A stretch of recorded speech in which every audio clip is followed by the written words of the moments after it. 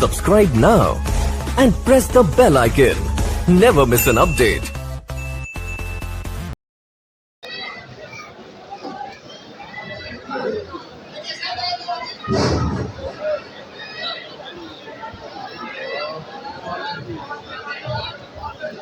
ایک اخیر چاہنے والا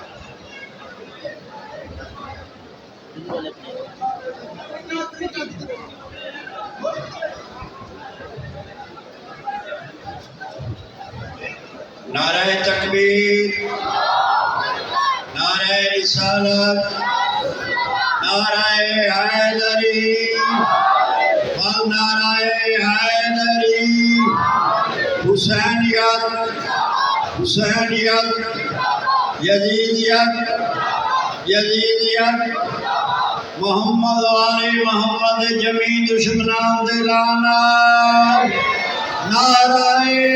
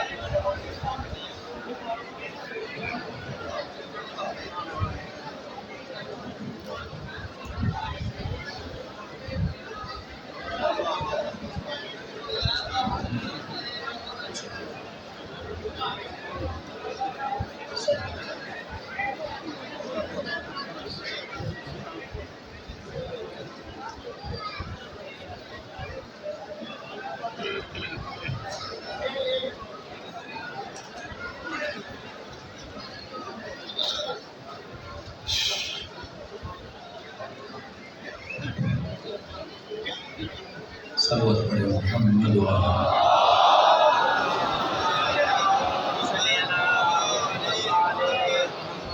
شہدائے ملت جعفریہ کے لیے بانیان مجلس کے مرحومین، حاضرین مجلس کے مرحومین کو یاد کرتے ہوئے ایک مرتبہ سورۃ الفاتحہ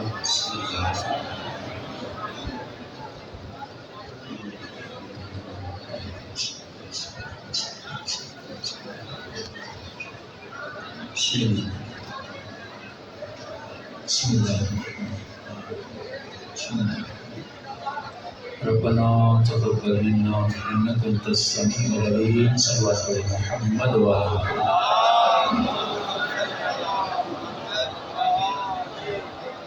بسم الله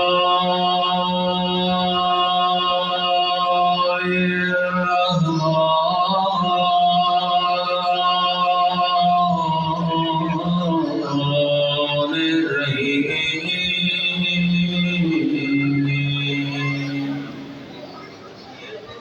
الحمد لله رب العالمين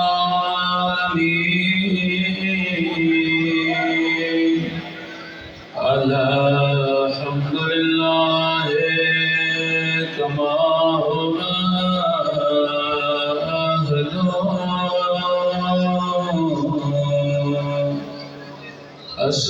الصلاة والسلام على سيد المرسلين وخاتم النبيين أبي القاسم محمد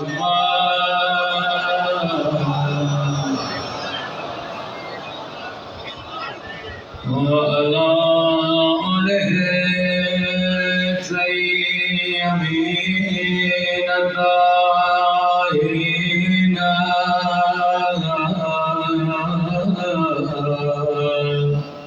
مع الصالحين. سب مل کے دعا امام سمانا. اللهم كل وليك حجة ابن الحسن صلواتك عليه وعلى في هذه الساعة وفي كل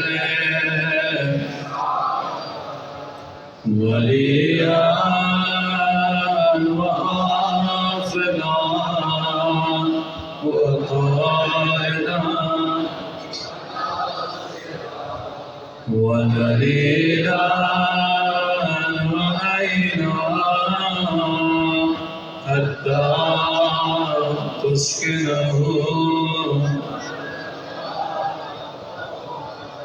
وتمتعه فيها طويلا برحمتك يا ارحم الراحمين.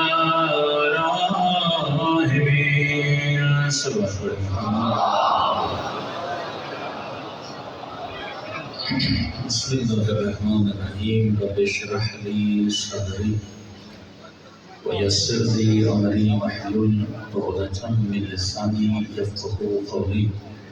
اما بعد فقد قال سبحانه وتعالى في محكم كتابه بسم الله الرحمن الرحيم انما وليكم الله ورسوله والذين آمنوا الذين يقيمون الصلاة ويؤتون الزكاة وهم راكعون. صلوات پڑھے محمد و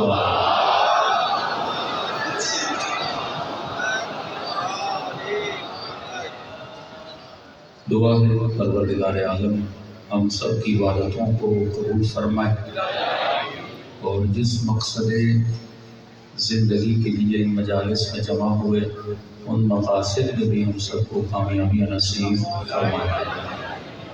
ارشاد ہوا انما ولیکم اللہ، میں اللہ تمہارا ولی ہوں اور رسولو میرا رسول تمہارا ولی ہے. والذین آمنوا الذین یقیمون الصلاۃ، تیسرا وہ تمہارا ولی ہے جو حالت رکوع میں زکوٰۃ دیتا ہوا نظر آ جائے. تو جب کہا انما ولیکم اللہ ہم سب نے کہا لا الہ. جب کہا والرسول ہم سب نے کہا محمد. اور جب کہا تیسرا وہ ولی ہے جو رکوع میں زکوٰۃ دیتا ہوا نظر آئے ہم سب نے کہا علی. تو اگر آیت رک جاتی شیعوں کی اذانیں بھی رک جاتی. اگر آیت رک جاتی ہمارے کلمے بھی رک جاتے. آیت نے ایک قدم آگے بڑھایا لہٰذا شیعوں نے بھی ایک قدم آگے بڑھایا. تو جگہ جگہ یا 3 ولایتوں کا ذکر ہے یا 3 اطاعتوں کا ذکر ہے. کیونکہ آخری مجلس ہے مطالب کو زیادہ پھیلانا نہیں چاہتا. اصل جو مقصد بیان ہے اس آیت کا یہاں پہ 2 چیزیں بیان کی جا رہی ہیں. ایک ہے ولایت نظری، ایک ہے ولایت عملی. ولایت نظری یعنی نظریے کو بیان کرنا، لیکن صرف نظریے کے بیان کرنے سے کوئی مولائی نہیں بنتا. جس طرح کل میں نے کہا کہ پاکستان کا مطلب کیا، آپ نے کہہ لیا میں نے سن لیا، لیکن کیا پاکستان میں کہیں لا الہ الا اللہ نظر آتا ہے؟ اس کی ٹی وی میں، اس کے ڈراموں میں، اس کے سرکاری سسٹم میں جگہ جگہ کرپشن اور رشوت نظر آتی ہے. کیونکہ جہاں لا الہ الا اللہ ہوتا ہے وہاں گناہ نہیں ہوتا. جہاں لا الہ الا اللہ ہوتا ہے وہ اللہ کی مخالفت نہیں ہوتی. تو صرف نظریہ رکھ لینے سے کوئی مومن نہیں بن جاتا. لا الہ الا اللہ محمد رسول اللہ تو یزید نے بھی کہا تھا، لیکن اگر کسی نے لا الہ الا اللہ پر عمل کیا تھا وہ حسین ابن علی تھے. تو نظریے رکھنے سے کچھ نہیں ہوتا جب تک بندہ اپنے نظریے پر عمل نہ کرے. تو 80% ہمارے ممبروں سے نظریہ بیان ہوتا ہے. شیعہ اپنا نظریہ بیان کرتا ہے، بریلوی اپنا نظریہ بیان کرتا ہے، دیوبند اپنا نظریہ بیان کرتا ہے، لیکن عمل کی طرف کسی کی توجہ نہیں ہوتی. اصل امام کا کام کیا ہے؟ ولی خدا کا کام کیا ہے؟ قرآن میں 6000 سے زیادہ آیتیں ہیں. تقریباً 3500 آیتیں بشریت اور انسانیت کے عقیدے کو صحیح کرنے کے لیے آئی ہیں. 3500 آیتیں، مطلب عقیدے کی اتنی اہمیت ہے. اگر عقیدہ خراب ہو جائے تو انسان کی پوری زندگی کے اعمال خراب ہو جائیں. اب امام کا کام کیا ہے؟ امام کا کام ہے کہ بندوں کو خدائی رنگ میں ڈھال دینا. کہ قرآن میں جتنی آیتیں ہیں اللہ کہتا ہے سخر لکم، میں نے کائنات تمہارے لیے بنائی. خلق لکم، میں نے یہ زمین کس کے لیے خلق کی؟ تمہارے لیے خلق کی. جگہ جگہ پہ کہتا ہے یہ بھی تمہارے لیے، یہ بھی تمہارے لیے، یہ بھی تمہارے لیے. لیکن جب انسان کی بات آتی ہے کہتا ہے میں نے پوری کائنات تیرے لیے بنائی ہے پر تجھے اپنے لیے بنایا. اس کائنات کا ایک موجود ہے جو صرف خدا کے لیے بنا ہے. بکری تیرے لیے بنی، گدھا تیرے لیے بنا، کتا تیرے لیے بنا، زمین کے خزانے تیرے لیے بنے، آسمان تیرے لیے بنے، قندیل شمس و قمر تیرے لیے بنے. پوری کائنات میں نے تمہارے لیے بنائی ہے. لیکن اے انسان، اگر یہاں پہ کوئی چیز بنی ہے اللہ کے لیے، وہ بس وجود انسان ہے. دنیا تیرے لیے ہے، تو دنیا کے لیے نہیں ہے. اب اس بشر کو خدا تک کون پہنچائے گا؟ یہ ڈیوٹی کس کی ہے؟ یہ ڈیوٹی امام کی ہے. کیونکہ بشر کو اللہ تک وہی پہنچا سکتا ہے جو نہ گناہ کرتا ہو نہ گناہ کا خیال کرتا ہو. ایسی اگر شخصیتیں ہیں تو آئے انما یرید اللہ کے مظاہر ہیں. اہل بیت علیہ الصلوۃ والسلام ہیں. پوری زندگی اہل بیت کی دیکھ لیں، تاریخ کو کھنگال کے دیکھ لیں، ایک بھی گناہ آپ کو علی اور آل علی میں نظر نہیں آتا. یہی دلیل ہے کہ یہ وہ وسیلہ ہیں جو بندے کو خدائی رنگ میں ڈھال دیتے ہیں. صبغۃ اللہ ومن احسن من اللہ صبغہ. کون ہے جو رنگ خدا میں رنگ لائے؟ اور اگر رنگ خدا دیکھنا ہے تو آجا کربلا کے میدان کو دیکھ لے، آجا حسین کے سجدوں کو دیکھ لے، آجا زینب کی نماز تہجد کو دیکھ لے، آجا نوکے نیزہ پہ کٹی ہوئی گردن سے قرآن کی تلاوت کو دیکھ لے.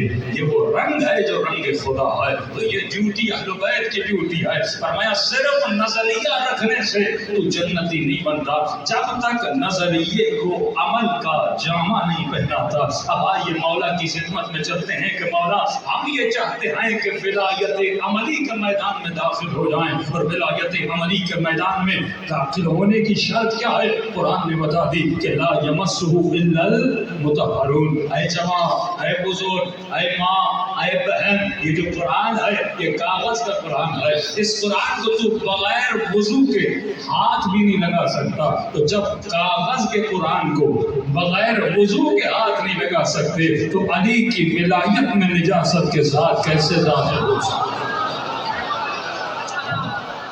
شرط ہے، قرآن ہے، لیکن بغیر وضو کے ہاتھ لگانا منع ہے. بالکل اسی طرح اگر تیرا وجود نجس ہوگا تو کبھی بھی ولایت کے سمندر کا ایک قطرہ بھی نہیں لے سکتا. اس دروازے کی شرط یہ ہے کہ تمہارے وجود میں پاک و پاکیزگی ہونی چاہیے. اب آئیے مجلس ایک ہے لیکن پوری کوشش کروں گا آپ کو تمام تر مراتب بتا دوں. میں نے فضائل کو چھوڑا، فرامین کی طرف اسی لیے آ رہا ہوں. فرمایا پہلی سیڑھی ولایت کی ہے کہ اے بندے اگر دخول ولایت چاہتے ہو تو مولا امیر فرماتے ہیں طہارت کا ہونا ضروری ہے. اگر سلمان بننا چاہتے ہو تو طہارت کا ہونا ضروری ہے. اگر میں سمیت تمار بننا چاہتے ہو تو طہارت کا ہونا ضروری ہے. اگر حبیب ابن مظاہر بننا چاہتے ہو تو طہارت کا ہونا ضروری ہے. اگر ابو ذر غفاری بننا چاہتے ہو تو طہارت तहारत का होना जरूरी है। ऐ मेरी माओ बहनों, अगर फिजा की तरह कनीज़ ज़हरा बनना चाहती हो तो तहारत का होना जरूरी है। ये तहारत कैसे मिलेगी? पहली सीढ़ी, सिंपल सी सीढ़ी बता रहा हूँ, छोटी छोटी बातें करके फिर बड़ी बातों की तरफ जाऊंगा। फरमाया पहली सीढ़ी तहारत के दुखूल के लिए, तो कल शायद इशारा किया था, वो सीढ़ी है कि तुम्हारा लिबास पाको पाकीज़ा होना चाहिए। नजिस लिबास वाला कभी भी अहले बैत के दरबार में दाखिल नहीं हो सकता। लिबास पाक होना चाहिए। नजस लिबास के साथ नमाज पढ़ोगे, नमाज भी बातिल है। नजस लिबास लेकर हुसैन की मजलिस में आओगे, मजलिस का कोई फायदा नहीं है। अब मिंबर पर बैठने वाले को पता ना हो कि निजासत क्या होती है, तहारत क्या होती है। 2002 का वाक़या सुना रहा हूँ, मैंने खुद आंखों से देखा कि मिंबर हुसैन पर जिक्र करने वाला रास्ते में गाड़ी को रोका, निजासत की, लेकिन उस बंदे ने तहारत नहीं की। तो जिसको पाकी और निजासत का पता ना हो, वो लोगों के दिलों में हुसैन की तहारत कैसे डाल सकता है? सुभान अल्लाह।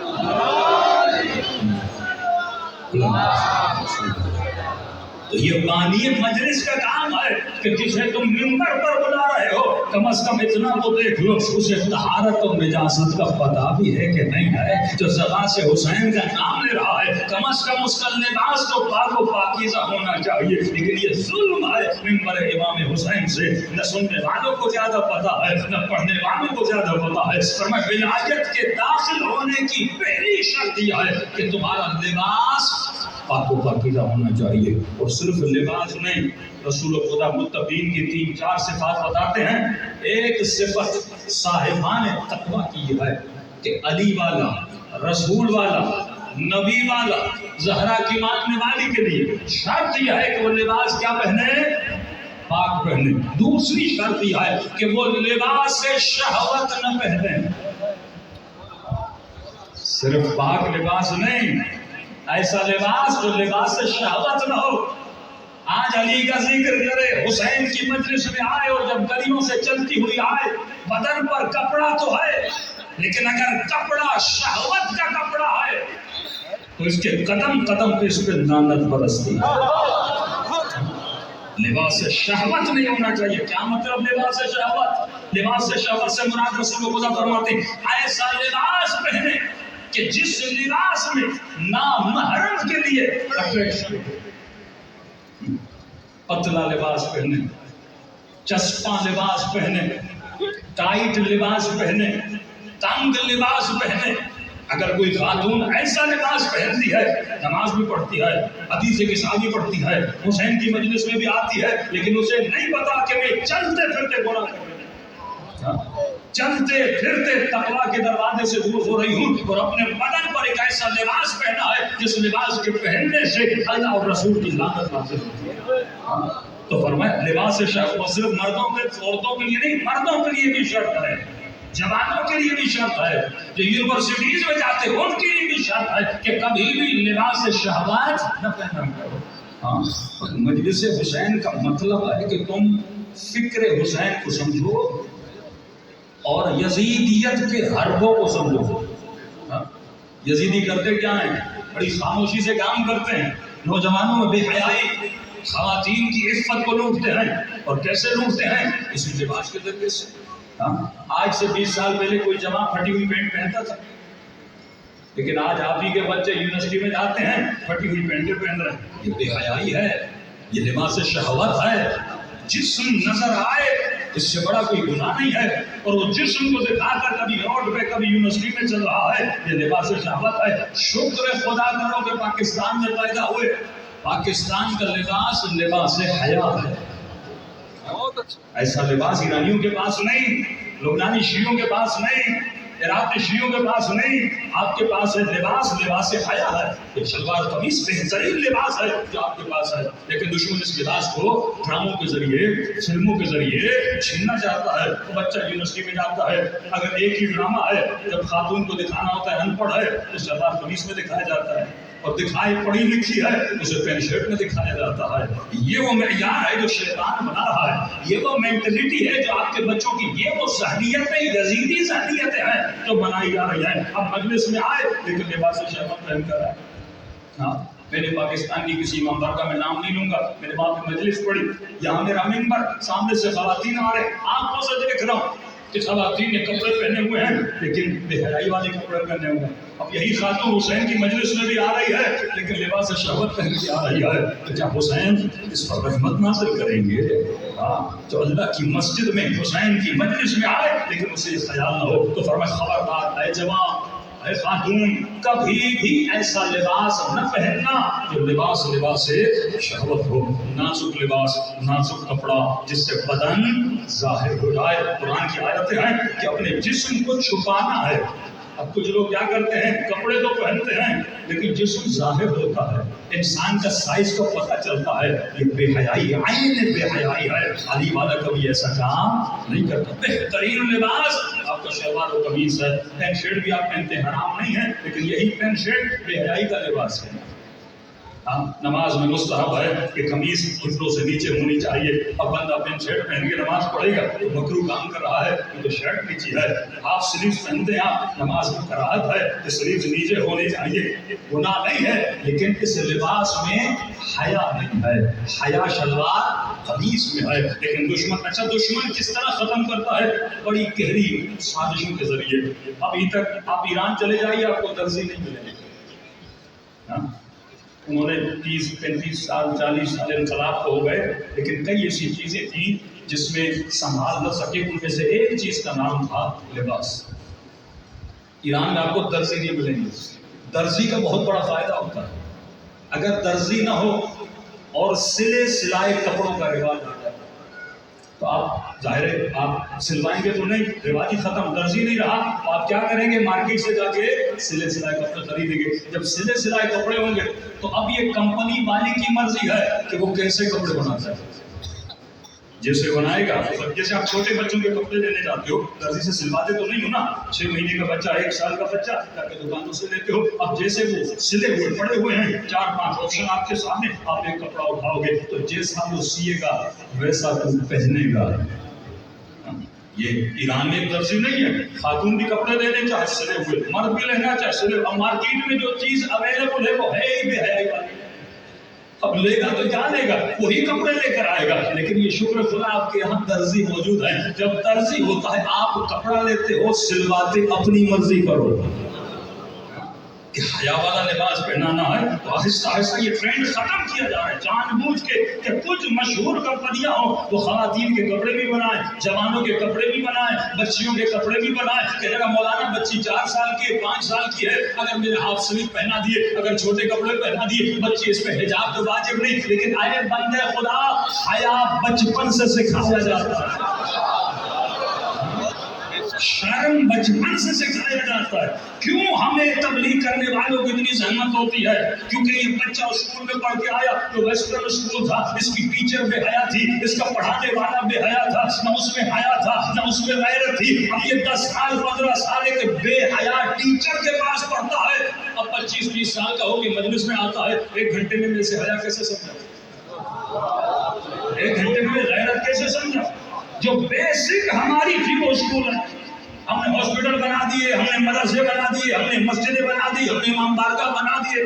بھائی امام بارگاہ میں دن میں 17 منٹ آئے گا. مدرسے میں ہر بندہ تو مولوی نہیں بنتا. 17 لوگ 20 لوگ جا کے مولوی بن گئے. ہاسپٹل میں ہر بندہ روز تو بیمار نہیں ہوتا. اصل جس چیز کی ضرورت تھی وہ تھا اسکول، جہاں پہ بچہ ڈیلی 5 سے 7 گھنٹے جاتا ہے. لیکن ہم نے کوئی اسکول بنائے نہیں. ہمارا بچہ کہاں جا رہا ہے؟ سٹی اسکول میں جا رہا ہے. ہمارا بچہ کہاں؟ انگریز کتنا ہوشیار ہے. انگریز نے پاکستان میں چرچ نہیں بنائے، کلبس نہیں بنائے، اس نے آپ کے بچوں کے لیے ایک اسکول بنایا. اب اسی اسکول میں ڈانس کلاس بھی ہے، کلچر کلاس کے نام سے بچے کو میوزک بھی سکھایا جا رہا ہے. اب یہ اس کی فیسلٹی بن جاتی ہے. اس کو جو پڑھانے والی ٹیچر ہے اس کے سر پہ دوپٹہ نہیں. پینٹ شرٹ پہن کے گھومتی پھرتی ہے. پورے اسکول کا جو انوائرمنٹ ہے جو ایٹماسفیئر ہے بالکل گندا ہے. اب 12 سال کے بعد بچہ جب میٹرک انٹر پڑھ جاتا ہے اب باپ کہاں کھینچتا ہے, تجھ میں حیا کیوں نہیں, تجھ میں شرم کیوں نہیں, تو یہ کیوں نہیں کرتا. بھائی جب تم نے 17 سال اس بچے کے بچپنے کو بے حیائی کے حوالے کیا تھا, اس مجمع میں کتنے باپ ہیں جو ڈیلی اپنے بچے کو آدھا گھنٹہ دیتے ہیں, ایک بھی نہیں. ہاں یہ میں نے تجربہ کیا. میں نے کہا آپ میں سے کتنے لوگ ہیں جو 1 گھنٹہ بچوں کو دیتے ہیں؟ بھائی ہاتھ اٹھاؤ. ماشاءاللہ ایک مومن ہے, پورے مجمع میں ایک مومن ہے. ہاں تو اپنے بچے کو 1 گھنٹہ دیتا ہو بندہ. پورا مجمع بزنس میں لگے ہوئے ہیں, کام میں لگے ہوئے ہیں, کھیتی باڑی میں لگے ہوئے ہیں, دکانوں پہ لگے ہوئے ہیں, اور بھائی نہیں ہے. پھر کہتے ہیں مولانا کوئی ورد دے, کوئی ذکر دے, بچہ نمازی بن جائے. بچے ذکروں اور وردوں سے نمازی نہیں بنتے, حسین کی تربیت سے نمازی بنتے. ہم نے قوم کا پیسہ ضائع کر دیا صدیوں سے. بھئی ہم مدرسہ بناؤ گے, چلو مدرسہ بن کے, مدرسوں کا مخالف نہیں, مدرسہ بھی ہونا چاہیے, لیکن مدرسے مین سٹیز میں ہونے چاہیے. اسلام آباد میں ہوں, بڑے بڑے شہروں میں لوگ ہیں, وہاں پڑھیں, ان مدرسوں میں تعلیم حاصل کریں جہاں پہ ہر بندہ جا سکے. لیکن جب مدرسہ بنا لو گے, چلو مدرسہ بن گیا, 1 کروڑ کی بلڈنگ بن گئی, اس کے پاس مولوی کبھی اس سے چندہ لے رہا ہے, کبھی اس سے چندہ لے رہا ہے. اب مدرسہ بنانا ایک مسئلہ, مدرسہ چلانا ایک مسئلہ. لیکن اگر اسکول بناتے نا, اسکول میں چندے کے محتاج نہیں ہو, بہترین تعلیمی سسٹم بناؤ, بہترین انگلش سسٹم رکھو, بچہ ایسا آپ کا 11 سال میں تیار ہو جائے کہ دنیا کا کوئی بھی اسکول کا بچہ آئے اس بچے سے مقابلہ نہ کر سکے. بہترین ٹیچر رکھو, بہترین سسٹم رکھو, بہترین فیسلٹیز دو, لیکن اصل جو چیز اسکول میں ہونی چاہیے اس کے ٹیچر وہ ہونے چاہیے جن کو زینبی تربیت ملی ہوئی. آج اگر آپ کے بچوں کو کوئی بنا سکتا ہے وہ ٹیچر ہے. صرف میٹرک تک پڑھائی ہو اسکول میں, میٹرک تک اس بچے پہ محنت ہو, اس کے بعد بچے کو چھوڑ دو. کیونکہ بچپنا اگر اس کا اچھا ہو تو اس کی جوانی بھی اچھی ہو جاتی ہے. ہم جتنے بھی گناہ کرتے ہیں نا یہ ہمارے بچپنے کا اثر ہے. کوئی بندہ معصوم نہیں ہے, ہر بندہ گنہگار ہے, مختلف بیماریوں غلط عادتوں میں مبتلا ہیں, لیکن ہم کیوں ہیں؟ کیونکہ ہمارا بچپنا گندا تھا. یہ بڑے بڑے مولوی دیکھتے ہیں, ان کی ویڈیوز لیک ہوتی, بچپنا گندا تھا. تبھی وہ مولوی بھی بن جائے تو عادتیں گندی رہتی ہیں. اگر بچپنا اچھا ہو تو بندہ خمینی بنتا ہے. ایسے مرعشی نجفی نہیں بنے. باپ نے محنت کی تھی بچپنے سے کہ 15 سال میں 17 سال میں مستحق بن جاتے تھے. اصل بچپنا ہے. انگریز کیوں آگے ہے؟ انگریز بچپنے میں محنت کرتا ہے, بچے کی سائیکولوجی میں محنت کرتا ہے, اس پر تربیت کرتا ہے. کہ آنکھوں سے دیکھا آسٹریلیا کا مومن کہتا ہے مولانا میں گاڑی میں بیٹھتا ہوں, اگر میں سیٹ بیلٹ نہ لگاؤں, عجیب بات ہے نا, کہتا میں گاڑی میں بیٹھوں اور سیٹ بیلٹ نہ لگاؤں, میرا بیٹا میرے ساتھ نہیں بیٹھتا. اگر میں سیٹ بیلٹ نہ لگاؤں بیٹا میرے ساتھ نہیں بیٹھتا. ان کا بھائی کیوں نہیں بیٹھ رہے؟ کہ نہیں بابا ٹیچر نے منع کیا ہے, اگر کوئی رولز کو فالو نہ کرے اس کے ساتھ نہ بیٹھو. اور اسلام آباد میں مومن نے اسکول کھولا, انشاءاللہ اللہ نے ہمت دی اور زندگی دی. کوشش ہے کہ پاکستان کے ہر شہر میں ایک اسکول ہونا چاہیے. اصل یہ جہاد علمی, یہ جہاد, یہ حسین اپنے اسکولوں کو حسین کی مجلس بناؤ. یہ گھنٹے کی مجلس ہے, اس سے اتنا فائدہ نہیں ہوتا. اصل جو مقصد تشیع وہ یہ ہے کہ تمہارے بچے سوچ رہے مدرسے میں 20 بچے جاتے ہیں لیکن اسکول میں پورا گاؤں جاتا ہے, تو ان بچوں کا کیا ہوگا؟ یہ چھوٹے چھوٹے بچے جو بڑے ہو رہے ہیں, لیکن ٹیچرز کے حوالے کر رہا ہوں تو فرماتے ہیں مولانا ہم نے اسکول میں بچوں کو بچپن سے ایسا ٹرین کر دیا کہ اس کی ماں کہتی ہے کہ صبح کی اذان آئی, میں سو رہی تھی, میری بیٹی مجھے اٹھا لیا. یہ تربیت. ایک اور ماں آئی, کہنے لگی کہ صبح 9 بجے میری آنکھ کھلی, میں نے دیکھا میری بیٹی میرے پاؤں کے نیچے بیٹھی, چھوٹی بچی 6-7 سال کی بچی, وہ رو رہی ہے, بہت رو رہی ہے. ان کا بیٹی کیا ہوا؟ کہ اماں معاف کر دینا. کیوں معافی کیوں مانگ رہی ہے, کیا ہوا ہے؟ کہ اماں آج غلطی سے نماز قضا ہو.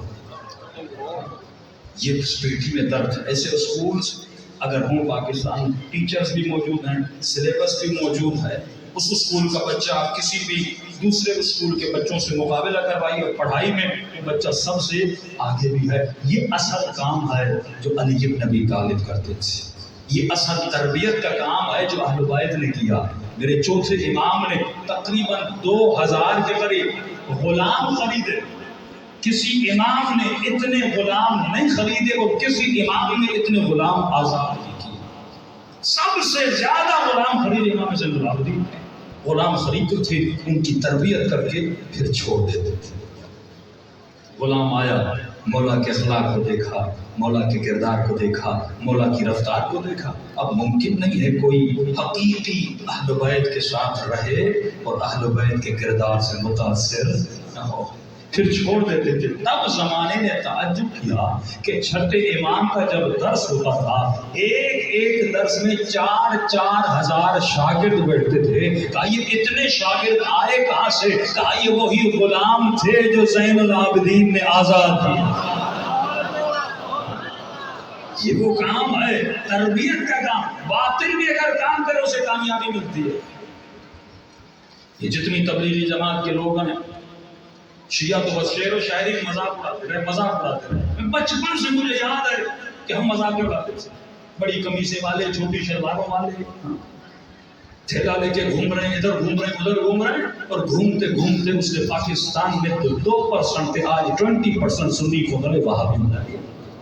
اور ہم ممبر سے مذاق اڑاتے رہے, مجمع بابا کرتا رہا.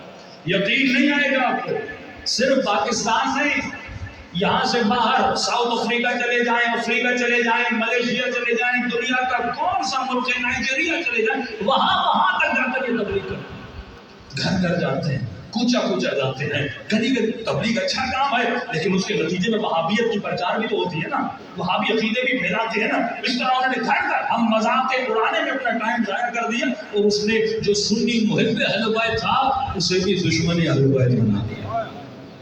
اصل کام باطل بھی اگر کام کرو اسے کامیابی ملتی ہے. اگر آپ صرف خوش رہو کہ شعر و شاعری میں, اس طرح نہیں ہوتا.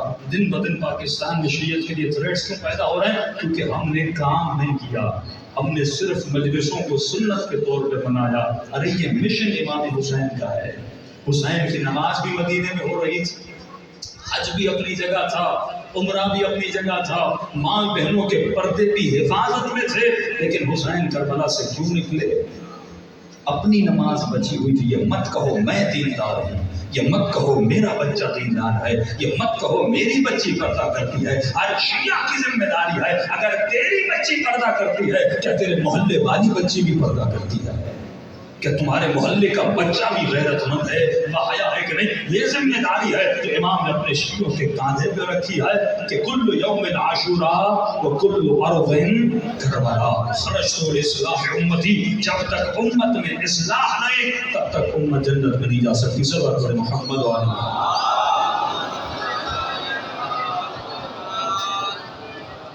اصل چیز ہے کہ جہاد, دیکھیے ایک جہاد بالسیف ہے, تلوار کے ساتھ جہاد ہے. ایک جہاد بالعلم بالقلم ہے. علمی جہاد ہر مومن پر لازم ہے. جب تک ادارے ہوں گے نہیں تب تک ایسا کام ہوگا نہیں. تو پہلی طہارت لباس ہے. کتنا حساس ٹاپک ہے. ہم سمجھتے کپڑا عام ہے. اکثر پاکستان میں نے دیکھا جوائنٹ فیملی سسٹم ہے. ظاہر خاتون اپنے شوہر کے ساتھ گھر میں رہتی ہے, گھر میں دیور بھی ہے. بھائی دیور محرم نہیں ہے, نامحرم ہے, یاد رکھنا. تو اگر گھر میں بھی یہ خاتون کپڑے پہنے تو لباس شہوت نہیں ہونا چاہیے.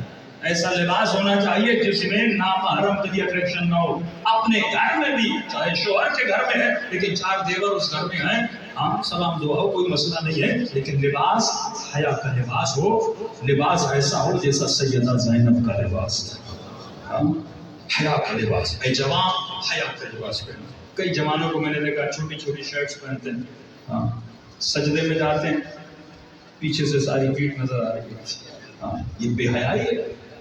مولا کے حرم, ایک عرب کو تو غصہ آیا, اس نے پیچھے سے ایسا مارا اس ایرانی جوان کو, بیچارہ رونے لگا. اس میں عرب غصے میں آ گیا, کہ تجھے شرم نہیں آتی, امیر المومنین کے سامنے بے حیائی پھیلا رہا ہے, وہ بھی سجدے کی حالت میں. لوگوں کو شرم نہیں, حیا نہیں. مسجدوں میں نے کئی مسجدوں میں دیکھا بندہ سجدے میں جاتا ہے, کوئی حیا نہیں, کوئی شرم نہیں. لباس حیا. بچپنے سے بچیوں کو, بچوں کو سکھایا کرو میرے لال یہ مت کہو کہ زمانہ کیا کر رہا ہے. جو زمانے سے اثر لیتے ہیں وہ حسینی نہیں بنتے، جو زمانے پہ اثر ڈالتے ہیں وہ حسینی بنتے ہیں. اثر پذیر مت بن، معاشرے میں جا کے جیسے لوگ کریں ویسا بن جا. یہ کون سی بڑی بات ہے؟ حیوانوں اور بکریوں کا کام ہے. دنیا کہیں جائے، علی والا کہیں جائے. تم دنیا کو مت دیکھو، تم اپنے مولا کو دیکھو. اکثر ہم جاہلون، اکثر لوگ جہالت میں چلے جاتے ہیں. تم اقلیت بنو، 313 میں سے بنو، اصحاب امام زمانہ میں سے بنو. تو پہلی سادہ سی شرط یہ ہے کہ مومن کا لباس پاک ہوتا ہے. دوسری شرط طہارت کی، اس کا جسم بھی پاک ہونا چاہیے، جسم نجس نہیں ہونا چاہیے. غسل جنابت واجب ہو، فوراً غسل کو ادا کر لو. اکثر بچوں پر جو غیبات کا اثر ہوتا ہے، کیوں ہوتا ہے؟ شیاطین اجنہ کا اثر ہوتا ہے. کیوں ہوتا ہے؟ کیونکہ یا لباس نجس ہوتا ہے یا بدن نجس ہوتا ہے. اب باپ نے اس کو طہارت سکھائی نہیں، ماں نے بچی کو پاکیزگی کا درس نہیں دیا. اب یہ 3 دن 4 دن بچہ یا بچی نجاست میں رہتی ہے، پھر کیا ہوتا ہے؟ شیاطین کا اس کے اوپر اثر ہو جاتا ہے، ذہنی توازن کھو بیٹھتی ہیں. پھر کہتے ہیں مولانا کوئی دعا دیجیے. اگر پہلے دن سے انسان پاک رہے، کسی بھی شیطان میں طاقت نہیں علی والے پر حملہ کر سکتا، کیونکہ وہ نجس ہے. نجس کبھی بھی طہارت کے قریب نہیں. اصل یہ علم ہونا چاہیے. اگر میں نجس ہوں گا، شاید میں نے مثال دی تھی، جس طرح مکھی گندگی پہ بیٹھتی ہے، شہد کی مکھی پھولوں پر بیٹھتی ہے، فرمایا اگر تمہارا جسم اور لباس نجس ہوگا، جتنے بھی شیاطین اجنہ ہیں وہ تمہارے قریب آتے ہیں، کیونکہ نجاست ان کو اٹریکٹ کرتی ہے. وہ نجاست چکمک کی طرح نجاست کے قریب آتے ہیں. لیکن اگر تو پاک و پاکیزہ رہے گا تو اللہ کے ملائک تیرے قریب آتے ہیں. تو ہم صحبت رہے گا کن کے ساتھ؟ ملائکوں کے ساتھ. تو ایک تو ہمیشہ پاکیزہ جسم رہے. غسل واجب ہو جائے، اے جوان فوراً غسل ادا کر دیا کرو. اور جب غسل واجب ہو، اس حالت میں کھانا اور پانی پینا کراہت شدید رکھتا ہے. کھایا پیا نہ کرو، فوراً پاک ہو کر پھر جو کھانا ہے کھایا کرو. تیسری طہارت، پہلی طہارت کیا تھی؟ لباس پاک ہونا چاہیے. دوسری طہارت کیا تھی؟ بدن پاک ہونا چاہیے. تیسری طہارت ہر علی والے کے لیے، اور علی والے کی نشانی، نبی والے کی نشانی، فرماتے ہمارا چاہنے والا ہمیشہ دائم الوضو رہتا ہے. علی والا ہمیشہ وضو کی حالت میں رہتا ہے، ہمیشہ وضو میں. بے وضو بندہ، میں نے کسی مومن سے کہا، میں نے کہا یہ بتاؤ کبھی بغیر وضو کے علی کی زری کو ہاتھ لگایا؟ کہتا نہیں، مولا ہمیشہ وضو کر کے قرآن کو، مولا کی زری کو، مولا کے حرم کو ہاتھ لگاتا.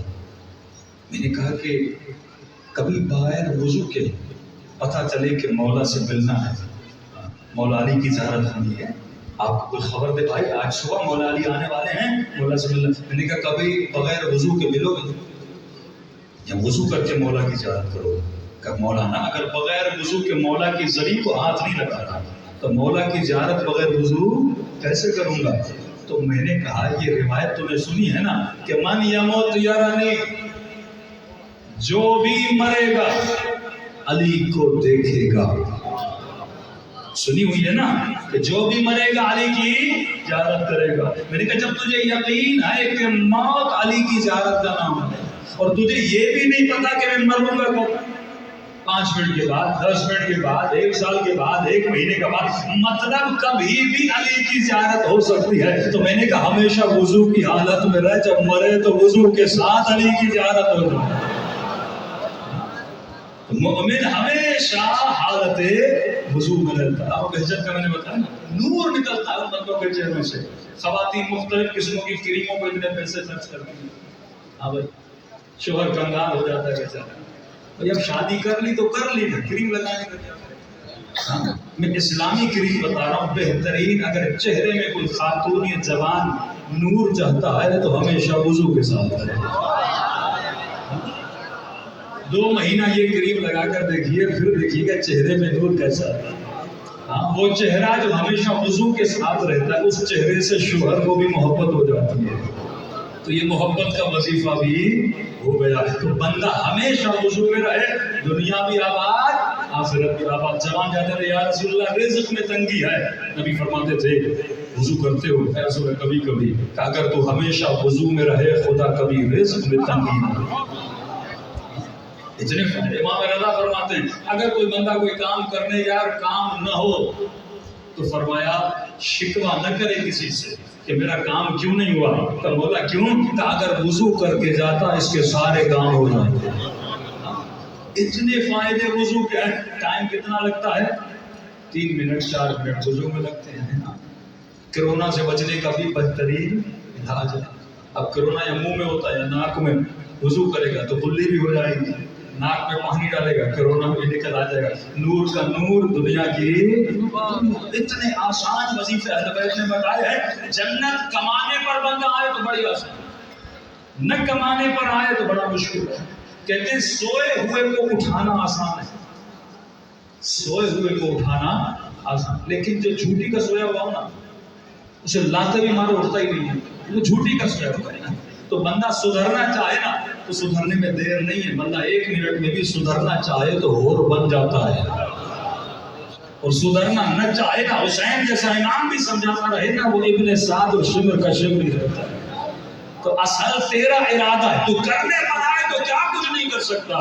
तो फरमाया अली वाले की निशानी है ये हमेशा दाइमुल वुजू रहता है। अब सुनिए हदीस से कुछ, इतनी प्यारी हदीस। रब करीम है, वो बंदे को अता पे अता करता है। आवाज आई अगर मेरे किसी बंदे का वुजू टूटे, बंदे ने वुजू किया, अल्लाह कहता है वुजू किया और वुजू टूट जाए, अगर ये बंदा दोबारा वुजू न करे तो इसने मेरे साथ जफा की। 2 लफ्ज़ अरबी के वफा जफा। अगर वुजू किया वुजू टूटा, दोबारा वुजू न किया तो इसने मेरे साथ जफा की। लेकिन अगर वुजू टूटा वुजू किया तो इसने मेरे साथ वफा की। अगला जुमला, वुजू टूटा वुजू किया वफा की, न किया जफा की। वुजू किया, वुजू करने के बाद अब अगर 2 रकात नमाज न पढ़े तो जफा की। एक मोमिन ने कहा मौलाना वुजू तो कर ले, 2 रकात नमाज कैसे पढ़े? ये तो मुश्किल है। वुजू तो हो जाता है 2 मिनट में, बंदा कभी पेट्रोल पंप पे, कभी कहाँ पे, कभी फैक्ट्री में, कभी कहीं पे जॉब कर रहा, मुसल्ला कहाँ से लाऊं? मैंने कहा इमाम ने वाजिब नमाज का नहीं कहा, मुस्तहब नमाज है। अगर पढ़ सको तो मुसल्ले पे पढ़ो, अगर अवेलेबिलिटी नहीं है तो मुस्तहब नमाज बंदा चलते फिरते भी पढ़ सकता। किबले की शर्त नहीं है, सजदे की शर्त नहीं है। 2 मिनट भी लगते हैं वुजू में, 2 मिनट 3 मिनट, नमाज में भी 2 मिनट। मसलन अब मैं मेंबर पर हूँ, मिसाल दे रहा हूँ, नमाज कैसे उतरूँ, मसल्ला कैसे बुझाऊँ, अब यहीं पर बंदा मैं आपके सामने बैठ कर 2 मिनट आपका वक्त लेके नमाज पढ़ सकता हूँ। हाँ, बंदा अल्लाह अकबर कहे, अल्हम्दु पढ़े, कुल अल्लाह पढ़े, रुकू की बारी आए, सर को थोड़ा झुकाए, फिर थोड़ा सर को ऊपर करे, फिर सजदे के लिए थोड़ा झुकाए, जिक्र सजदा करे, फिर दोबारा झुकाए, फिर इसी तरह खड़ा हो जाए, फिर रुकू के लिए 2 मिनट में 2 रकात नमाज हो गई। शर्त यह है कि बीच में किसी से बात न करे। तो चलते फिरते, यानी अगर बंदे के पास इल्म हो तो चलता फिरता नमाजी बन जाए। लेकिन बंदा जाहिल हो तो या गाने सुनेगा या फजूल बातें करेगा या गलत काम करेगा। अब फरमाया वुजू किया वुजू टूटा, दोबारा न किया तो जफा की, दोबारा वुजू किया तो वफा की। अगर वुजू करने के बाद 2 रकात नमाज न पढ़ी तो जफा की, अगर नमाज पढ़ी तो वफा की। अब अगर नमाज पढ़ने के बाद मुझ खुदा से कुछ न मांगे तो जफा की। मैं अता करता हूँ, तूने इतनी मेहनत की, वुजू भी किया, 2 रकात नमाज भी पढ़ी, अब अगर मुझ खुदा से कुछ न मांगे तो तूने जफा की। वुजू टूटा वुजू किया तो वफा की, वुजू किया 2 रकात नमाज पढ़ी तो वफा की, 2 रकात नमाज पढ़ी और मुझसे कुछ न मांगा तो जफा की, अगर मुझसे मांगा तो वफा की। अब अगर मैं खुदा तेरी दुआ को कबूल न करूं तो मैंने बंदे से जफा की।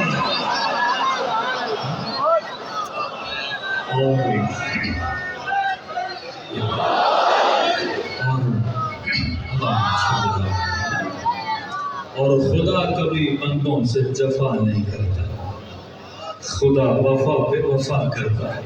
तो मतलब जितने हमारे मसले हों वो सारे मसले ही हल जाएं। वो खुद तुझे मांगने का तरीका اور قبولیت کا وسیلہ بھی بتا رہا ہے، لیکن ہم کبھی کسی مولوی کے پاس، کبھی کسی تعویذ کو لینے کے پیچھے پتہ نہیں کن چکروں میں لگے رہتے ہیں۔ ارے خدا سے مانگ، اس طرح مانگ جس طرح اہل بیت نے مانگا تھا، تو تیری دنیا بھی آباد، تیری آخرت بھی آباد۔ سب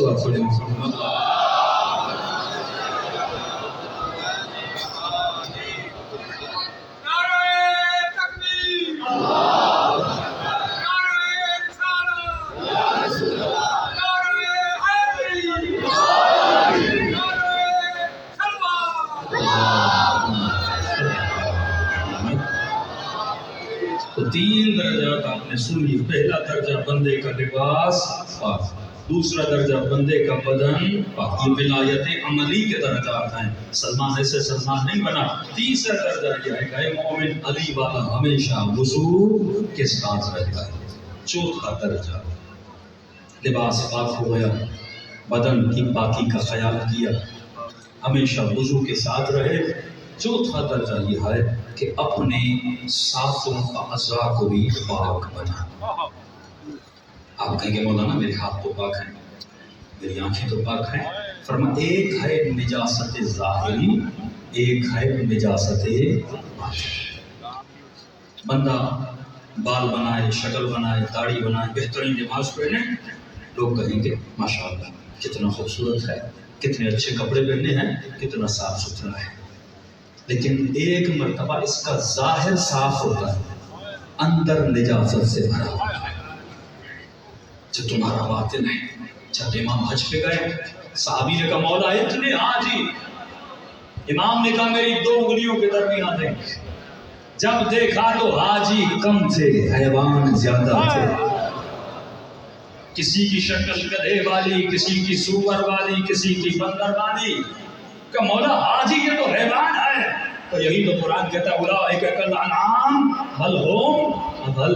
اکثر لوگ جسم تو انسان والا ہے لیکن ان کا اندر حیوان والا ہے۔ یزید انسان نہیں تھا، درندہ کا حیوان تھا۔ اہل بیت میں ظلم کرنے والے درندے تھے، مسلمانوں کی جانوں کو لینے والے درندے ہیں۔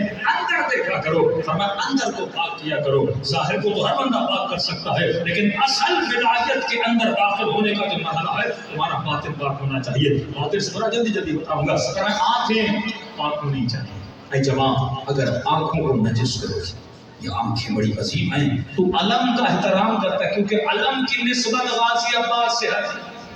جس طرح علم کا احترام تیرے لیے واجب ہے، اسی طرح تیری آنکھوں کا احترام بھی تیرے لیے واجب ہے، کیونکہ علم کی نسبت غازی عباس سے ہے۔ اور جب تم مجلس حسین میں آ کر آنسو بہاتا ہے، ان آنسوؤں کی نسبت بھی حسین بن علی سے ہے۔ اب یہ آنکھیں جب مجلس سے اٹھیں تو گناہوں میں مبتلا نہ ہوں۔ ہر بندہ اپنے موبائل میں دیکھے میرے اندر کیا ہے۔ اگر موبائل نجاستوں سے بھرا ہوا ہے، مطلب تو ابھی تک علی کی ولایت میں وہ آنکھ جو گناہ کرے وہ کبھی بھی امام زمانہ کی زیارت نہیں کر سکتی۔ وہ آنکھ جو گناہ کرے وہ کبھی بھی علی اکبر کو نہیں دیکھ سکتی۔ تو آنکھوں کو پاک کر، ابھی گناہ جس سے بہت ہے بیان کرنے کا وقت نہیں ہے۔ پہلی نجاست آنکھوں کو پاک کر، اس کے بعد زبان کو نجس نہ کیا کر۔ 18 گناہان کبیرہ زبان سے ہوتے ہیں، طلاقیں زبان سے ہوتی ہیں، جھگڑے زبان سے ہوتے ہیں۔ مومن لڑتا ہے ایک دوسرے کے ساتھ زبان کی وجہ سے، وہ کفر ہو، وہ شرک ہو، وہ نفاق ہو، وہ 70 سال ممبروں سے علی مولا کو برا بھلا کہنا ہو، یہ تمام تر گناہ کس سے ہوتے ہیں؟ زبان سے ہوتے ہیں۔ اے خاتون، اے مرد، اگر 2 مومنوں میں جھگڑا ہوتا ہے تمہاری زبان کی وجہ سے، اگر تمہیں کسی کی عیب کا پتہ بھی چلے، یہ تمہاری ڈیوٹی نہیں ہے اس کے شوہر کو جا کے بتاؤ، اس کی بیوی کو جا کر بتاؤ، لوگوں کے عیبوں کو ظاہر نہ کیا کرو۔ اللہ کی آواز آتی ہے جس طرح میں نے تمہارے عیبوں کو چھپایا ہے، اسی طرح تو میرے بندوں کے عیبوں کو چھپایا کر۔ یہ شیعہ سے لڑتا ہے، شیعہ سنی میں تفرقہ بازی ہوتی ہے ایک زبان کے جملے کی وجہ سے۔ میرے مولا فرماتے ہیں جب تک، امیر المومنین حکمت کے جملے فرمائے، جب تک تو بولتا نہیں زبان تیری قیدی ہوتی ہے۔ جب تک تو بولتا نہیں زبان تیری قیدی ہوتی ہے، لیکن جب تو بول لیتا ہے تو زبان کا قیدی بن جاتا ہے۔ تو سوچ کے بولا کر کہ زبان سے کیا بول رہا ہے۔ سیدہ زینب فرماتی ہمیں تینوں نے تو زخم نہیں دیے جتنے لوگوں کی زبانوں نے زخم دیے۔ یہ زبان ہے جو دل توڑتی ہے. تو سوچ کے بولا کر، کبھی غصے میں ایسا جملہ نہ بول دینا، کبھی کسی مومن میں جھگڑا مت کروا دینا. علی والا کبھی گالی نہیں دیتا، علی والا کبھی جھوٹ نہیں بولتا. کسی نے کہا مولانا میں بزنس کرتا ہوں، یہ ٹشو مثلا میں نے خریدا ہے 20 روپے کا، اب بندے کو بیچ رہا ہوں 25 روپے میں، کہہ رہے اور کم کر اور کم کر. تو میں یہاں جھوٹ بول سکتا ہوں کہ بھائی میری خریدی 24 ہے؟ میں نے کہا نہیں، جو کمائی جھوٹ کے ذریعے ہو وہ حرام ہے. بزنس میں کیا ضرورت ہے بولنے کی میں نے کتنے میں خریدا؟ بول دو بھائی اتنے کا دے رہا ہوں، لینا ہے نہ نہیں لینا نہ دو. جھوٹ کیوں بول رہے ہو کہ میری خریدی اتنی ہے؟ اگر جھوٹ بولو گے یہ رزق تھے. 4 بچے کھڑے تھے، 3 بچوں نے رسول کا احترام کیا، ایک بچے نے نبی خدا کو برا بھلا کہا، حالانکہ جاننے والے کا بچہ تھا لیکن رسول کے ساتھ بدتمیزی کی. نبی نے فرمایا تیرا بیٹا ولد الحرام ہے.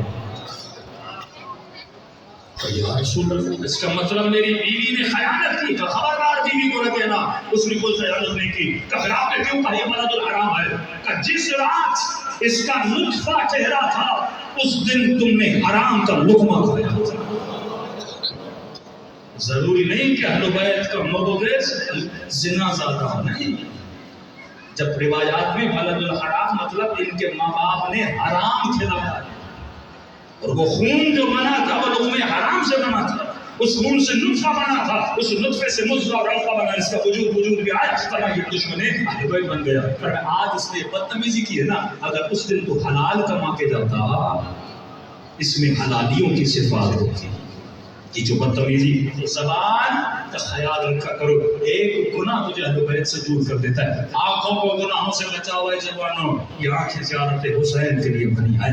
زبان کو گناہوں سے بچاؤ، شکم کو لقمہ حرام سے بچاؤ. امام حسین کا خطبہ یاد رکھنا. تمام تر خطبوں کے دینے کے بعد کہتے ہیں میں حسین جانتا ہوں میری کسی بھی بات کا تمہارے اوپر اثر نہیں، کیونکہ منعت بطونکم من الحرام، تمہاری شکم حرام کے لقموں سے بھر چکی ہے. اعضاء نکاح کو حرام سے بچاؤ، اپنے پاؤں کو ہاتھوں کو ظلم سے بچاؤ. سنیما کی طرف جاؤ گے، گناہ کی طرف جاؤ گے، رشوت لینے جاؤ گے، نشہ کرنے جاؤ گے، یہ قدم حرام کی طرف بڑھ رہے ہیں. یہ قدم اس لیے بنے ہیں تاکہ تو نجف سے پیدل حسین کی زیارت کر جائے. یہ قدم اس لیے بنے ہیں تاکہ تو پیدل حسین کی مجلس میں آئے. اعضاء پاک ہو گئے، اب 2 طہارتیں اور ہیں، صرف نام لیتا ہوں. آیت اللہ روزمہ دستاویز کی کتاب ہے قلب سلیم، گناہان کبیرہ، نماز شب. کتابیں خریدیں، اپنے بچوں کو پڑھائیں تاکہ پتہ لگے کہ مجھے بنائی شیعہ کیسے بننا ہے. فرمایا اگر اعضاء پاک کر لیے، تو نے آنکھوں سے گناہ نہیں کیے، زبان سے جھوٹ نہیں بولا، کانوں سے گانے نہیں سنے، پاؤں گناہ کی طرف نہیں گئے، اعضاء نکاح گناہ میں نہیں پڑے، اس کے بعد جو طہارت ہے وہ طہارت قلب ہے. اب دل کو بھی پاک کرنا ہے. دل کس سے نجس ہوتا ہے؟ کسی مومن کے لیے برا سوچنا، کسی کا بغض رکھنا. فرمایا وَلْيَعْفُوا وَلْيَصْفَحُوا أَلَا أَن تُحِبُّوا، کیا تم پسند نہیں کرتے تمہارا خدا تجھے بخشے؟ اگر اللہ کی بخشش چاہتے ہو تو پہلے میرے بندوں کو بخشنا شروع کر دیں. یہ کیسا علی والا ہے جو 20,000 روپے قرضے کی وجہ سے مومن کا دشمن بنا ہے؟ بھائی انہوں نے اپنا سب کچھ دے دیا اور تو 20,000 10,000 50,000 میں ایک بندے کا بغض رکھ کر بیٹھا ہے. یہ بغض تمہارے ایمان کو تباہ و برباد کر دیتا ہے. دل کو تمام تر بغضوں سے صاف کرو. وَلْيَعْفُوا معاف کرو، وَلْيَصْفَحُوا، یصفحوا کا مطلب ہے آپ کہتے ہیں صفحہ پلٹو. جو نجاست تھی اس کا صفحہ پلٹ لو اور صاف صفحہ اپنے دل کا بنا لو. جب دل صاف و شفاف بن جاتا ہے، اب اس دل کے آئینے میں حسین کا چہرہ نظر آتا ہے. لیکن جو دل نجس ہو، آخری طہارت، سب سے بڑی طہارت تو اولیاء اللہ کی طہارت ہے. دل بھی جب پاک ہو گیا، اب اپنے خیال کو بھی پاک. فرمایا علی والا نہ گناہ کرتا ہے نہ گناہ کا خیال لاتا ہے. کئی ہمارے گناہ ایسے ہیں جو ہم اپنے خیال میں کرتے ہیں. مثلا میں کسی نامحرم کو دیکھ تو نہیں رہا لیکن اس کے لیے سوچ رہا. میں رشوت لے تو نہیں رہا لیکن رشوت لینے کا سوچ رہا ہوں. تو اگر سوچ نجس ہوگی اس سوچ میں کبھی اہل بیت نہیں آ سکتی. اب جب ایسے طاہر بن گئے، اب باری ہے اعمال کی. اب قرآن پڑھو گے اس کا اثر دیکھو گے. اب 40 دن دعائے عہد پڑھو گے جیسے 40 دن ختم ہوں گے امام زمانہ کی زیارت ہوگی. اب ہر شب بدھ نماز زیارت امام زمانہ پڑھو گے. اب کسی مریض کے لیے دعا کرو گے خدا زبان میں اثر ڈالے گا, تیری دعا کو قبول کر دے گا. اب تو صاحب کرامت بن جائے گا, ملائکوں کی زیارت کرے گا, ائمہ کی زیارت کرے گا. جب آپ یہ طاہر ہو گئے, ایک عمل آپ کو بتا رہا ہوں بالکل مجرب عمل ہے. قرآن کی وہ صورتیں جو سبح اور یسبح سے شروع ہوتی ہیں. سبح یسبح, سورہ تغابن, سورہ حدید, سورہ حشر, سورہ اعلیٰ, سورہ جمعہ, تقریباً 6 صورتیں ہیں. اگر یہ ڈیلی بندہ پڑھے, ڈیلی پڑھے تو فرماتے ہیں کثرت کے ساتھ 40 دن 80 دن پڑھنے کے بعد یہ رات کو سونے سے پہلے جس معصوم کی نیت کرے گا وہ معصوم خواب میں دے گا. مجرب یعنی ایسا عمل نہیں کہ آپ کو ایسے بتا رہا ہوں سنی سنی باتیں نہیں, مجرب عمل ہے. ایک خاتون نے عمل کیا, خود کہتی ہے مولانا ابھی تک مجھے 4 معصوموں کی زیارت ہو چکی. کہتے جب شام گئی تو جناب زینب سلام اللہ علیہا کی زیارت, جب کربلا آئی مولا حسین کی زیارت ہوئی. اور ایک خاتون ابھی, وہ بھی خاتون آپ کے پنجاب کی تھی, اس نے بھی بتایا کہ میں یہ عمل کرتی ہوں. کہتی مولانا جب بھی مشکل میں گرفتار ہوتی ہوں خواب کے عالم میں ایک بندہ آتا ہے نورانی, میں جانتی نہیں وہ کون ہے, لیکن جو میرے لیے مسئلہ آتا ہے وہ مجھے مسئلے کا حل بتا کے چلا جاتا ہے. رہنمائی کرتے ہیں اہل بیت, لیکن روح کو بلند کرو نا. ایک چھوٹی سی چڑیا ہے, اڑنے کی طاقت ہے, لیکن پر میں پتھر باندھ دو, چڑیا نہیں اڑ پائے گی.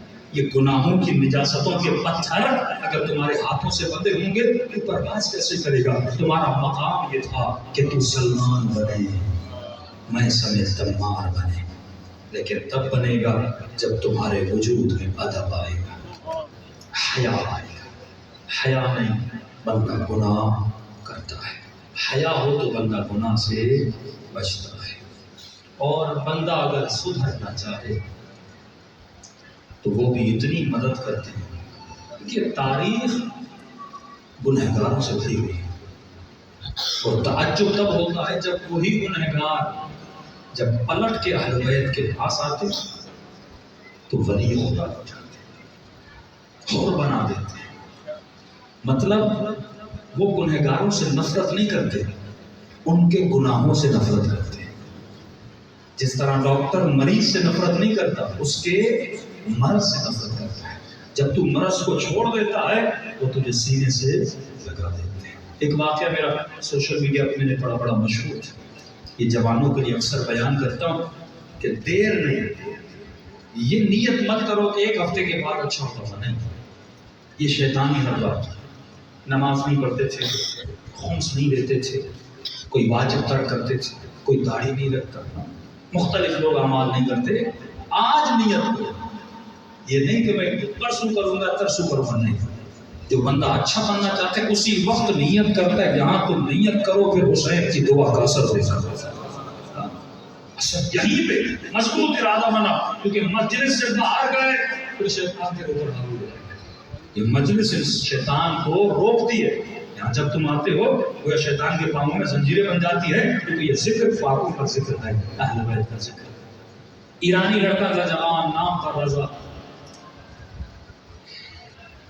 کہتا میں بڑا گنہگار تھا, اتنا خطا کار تھا کہ جب وہ غصہ آتا تھا تو اپنی ماں کو مارتا تھا. غصہ آتا تھا تو کبھی باپ پہ ہاتھ اٹھاتا تھا. لیکن ماں باپ آپ کو پتہ ہے رحم دل ہوتے ہیں. کہتا جتنی بھی بدتمیزی کرتا تھا لیکن یہ پھر بار بار مجھے سمجھاتے تھے کہ رضا گناہ نہ کر, تو علی کا چاہنے والا, تو مجھ سے کیوں گناہ کرتا. کہتا ایک نمانی آخر کار تنگ آیا, ماں باپ کا گھر چھوڑا, کرائے پہ ایک فلیٹ لیا, وہاں رہنے لگا. صبح سے شام تک میرا کام ہوتا تھا, گاڑی چلاتا تھا, پیسنجر مسافر اٹھاتا تھا تہران میں, اور جو کمائی ہوتی تھی رات کو جوا کھیلتا, نشہ کرتا, عیاشیاں کرتا. ڈیلی میرے دوست آتے تھے, بس صبح سے شام تک کماتا, رات کو دوستوں کے ساتھ بیٹھ کے اڑاتا. یہ میری زندگی کا خلاصہ، یہ میری زندگی کی لذتوں کا خلاصہ۔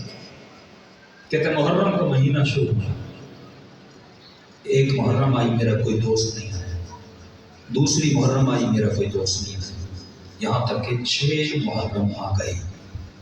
دوستوں کو فون کیا، کہاں وہ کیوں نہیں آ رہے؟ ڈیلی آتے تھے، کھیلتے تھے، مزے کرتے تھے، نشے کرتے تھے، کہاں ہو؟ انہوں نے کہا رضا ہم گنہگار ہیں، لیکن حسین کے مہینے میں حیا آتی ہے، حسین کا مہینہ ہے۔ ہاں بڑے بڑے لوگ ہیں گناہوں میں ہوتے، لیکن کم از کم کئی لوگ 10 دن حیا کرتے ہیں کہ 10 دنوں میں شراب ہوتی ہے، ان 10 دنوں میں گناہ نہ کر، نشہ نہ کر، لیکن کچھ تو اور بے حیا ہوتے ہیں 10 دنوں کا بھی خیال نہیں کرتے۔ انہوں نے کہا رضا آئیں گے، محرم گزرنے تو آئیں گے۔ اس نے کہا ایسا محرم کیا ہوتا؟ کب سے تم لوگ اتنے نیک بن گئے، تم مجھ سے ایسی باتیں کرنے لگے؟ کہا جو بھی ہے دل نہیں کر رہا، 10 دن آئے۔ کہتا ہے اس نے فون رکھی، مجھ سے میں اٹھا، گاڑی اسٹارٹ کی، چل پڑا تہران کے روڈ پہ۔ ایک مسافر اٹھایا، دوسرا مسافر اٹھایا، بیٹھا تھا بیکار کرے تو کیا کرے۔ کہتا ہے اتنے میں روڈ پر ایک جوان لڑکی کھڑی تھی، اس نے ہاتھ دیا، میں نے گاڑی روکی، بیٹھی۔ کہاں جانا ہے؟ مجھے آگے روڈ کے آخر میں اتار دیا۔ کہتا ہے کئی دنوں سے گناہ نہیں کیا تھا، ذہن پر شیطان سوار ہوا، میں نے اس جوان لڑکی کے لیے بری نیت کی، گاڑی کو موڑا اپنے گھر کی طرف اسپیڈ سے۔ لڑکی پریشان ہو، کہاں جا رہے ہو؟ کہتا میں نے اپنا ارادہ بتایا۔ اس نے کہا شرم کر، حیا کر، حسین کا مہینہ ہے، محرم کا مہینہ۔ کہتا محرم ہوا تو کیا ہوا؟ پوری دنیا گناہ کر رہی ہے، میں نے کیا تو کیا ہوا؟ بہت سمجھایا، منتیں کی، بہن نہیں ہے، تربیت نہیں ہے، کچھ نہ سمجھا۔ آخر میں رو کر کہا اگر محرم کا شرم نہیں کرتا میرا حیا کر، تو تیرا حیا کیوں کروں؟ کہتی میں سید زادی ہوں، میرے سید ہونے کا حیا کر، نبی کا کلمہ پڑھا ہے۔ کہتے سید ہو تو کیا ہوا؟ اور آگے چلتا گیا۔ رضا کہتا ہے میں نے اس لڑکی کی کیفیت دیکھی کہ کانپنے لگی، رونے لگی۔ آخر میں مجھے کہا کسی کا حیا نہیں کرتے، میری دادی زہرا کا حیا کرتے۔ کہتا ہے اب تک میرے اوپر اثر نہیں تھا، لیکن جیسے زہرا کا نام آیا، کہتا ہے جیسے میرے وجود میں آگ لگ گئی۔ میں نے اسی پر گاڑی کو روکا، پتہ نہیں مجھے کیا ہوا۔ میں نے کہا لڑکی کہاں جانا ہے؟ اس نے کہا میں مجلس پہ جا رہی تھی، مجھے اتاری تھی۔ کہتا ہے جا کر میں نے اس جگہ پہ اس کو اتارا، گاڑی سے اتری اور مجھے دیکھ کر کہنے لگی کہ میں حسین کی مجلس میں جا رہی ہوں، آج تیرے لیے خصوصی دعا کروں گی۔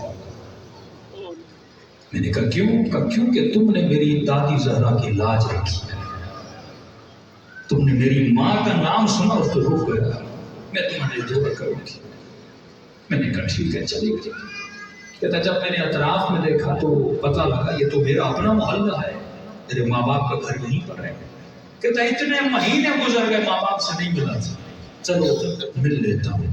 اب اصل دیکھنا، یہاں زہرا کا ادب کیا، یہاں اس کے مزاج میں تبدیلی شروع ہو گئی۔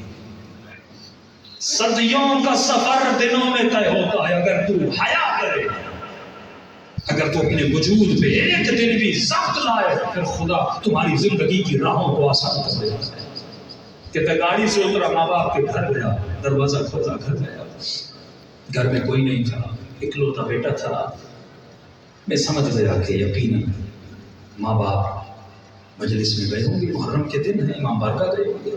کہتا ہے ٹی وی تھی، صوفہ تھا، صوفے پہ بیٹھا، ٹی وی کھولی، جیسے ٹی وی کھولی تو اتفاق سے ٹی وی پر جنت البقیع دکھایا گیا، ٹوٹی ہوئی قبریں دکھائی جا رہی تھی، اور پیچھے سے ذاکر مسائل کر رہا تھا، کہہ رہا تھا کہ مسلمانوں نے نبی کی بیٹی کا حیا نہ کیا، کئی گھنٹے دربار میں کھڑی رہی ایک باغ کے لیے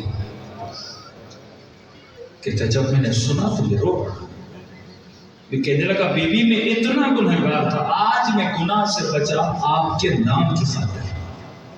اس زمانے کے مسلمانوں نے نبی کی بیٹی کا اتنا حیا نہیں کیا. کہتے ہیں مجھے بی بی کے مسائل کا پتہ نہیں تھا. پھر ایک جملہ ذاکر آگے بڑھا کہ صرف دربار میں کھڑا نہیں کیا، نبی کی بیٹی کے گھر پہ آگ بھی لگا دی، پسلیاں بھی توڑ دی، محسن سخت بھی ہو گئے. کہتے ہیں یہ مسائل پڑھتا جاتا تھا، میں روتا جاتا تھا. ایک مرتبہ میں نے چینل بدلا، پھر کیا دیکھا؟ کربلا دکھایا جا رہا ہے. اسی زہرا کا بیٹا تھا حسین. مسلمانوں نے حسین کا بھی حیا نہیں کیا. اس کے بدن پہ کربلا میں گھوڑے دوڑا دیجیے. اس کی 4 سالہ بچی تھی، اسے بھی تماچے مارے. ذاکر پڑھتا جاتا تھا، میں روتا جاتا تھا. اتنا ظلم ہوا کربلا میں آنے نبی سے. کہتا اتنے میں ماں گھر آئی، روتے ہوئے آگے بڑھا اور ماں کے قدموں پہ گر گئے. میں نے کہا ماں آج تک جتنی بدتمیزی کی ہے زہرا کے صدقے میں مجھے آج معاف کر دے. میں قسم کھاتا ہوں آج کے بعد کبھی بے احترامی نہیں کرتا. ماں پیار کرنے والی ہوتی ہے نا، بچہ کتنا بھی برا ہو. کہتے ماں نے بڑے پیار سے مجھے اٹھایا، میرے ماتھے کو بوسہ دیا اور کہنے لگی میرے لال آج تیرا رنگ حسینی ہو گیا ہے. آج تو پہلے والا رضا نہیں لگا، آج تو بڑا بدل گیا ہے. رو کر کہنے لگا ماں ہاں زہرا نے مجھے بدل دیا. کہ کہاں سے آ رہی ہے؟ کہ مجلس سے. کہا مجھے جلدی مجلس میں لے کر چلیے. سارے محلے والے پریشان. جو بندہ گنہگار تھا جس کا مجلس سے لینا دینا نہیں تھا مجلس میں آیا.